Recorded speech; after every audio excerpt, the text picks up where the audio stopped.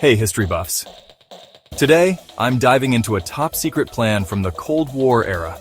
We're talking about JFK's clandestine plot for military intervention in Cuba. It's the 13th of March, 1962.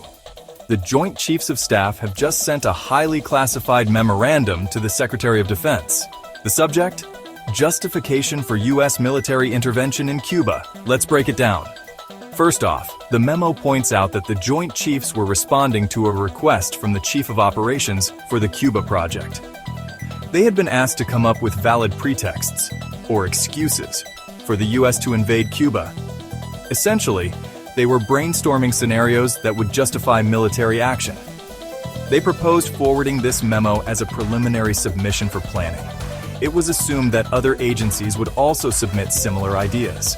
This would lay the groundwork for developing a comprehensive, time-phased plan. This means looking at the big picture and figuring out when and how each part of the plan should unfold. The memo also highlighted the need for a single agency to take charge of both overt and covert military operations. And who did they recommend for this critical task? The Joint Chiefs of Staff themselves. In short, the Joint Chiefs wanted to be the ones calling the shots, both in public and behind the scenes.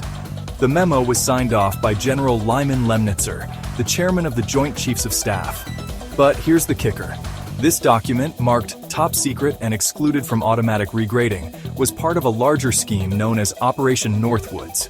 The idea was to stage false flag operations, events designed to look like Cuban attacks, to justify a U.S. invasion. These plans included sinking boats of Cuban refugees, faking a Cuban Air Force attack on an American civilian plane, and even orchestrating terrorist attacks in U.S. cities, all to drum up public support for military action against Cuba. Fortunately, these plans never came to fruition. When the proposals reached President Kennedy, he rejected them outright.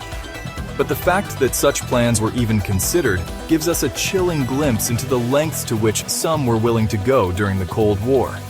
So, there you have it. A peek into one of the most secretive and controversial plans of the 20th century. Remember to like, comment, and subscribe for more gripping historical revelations. Till next time, stay curious.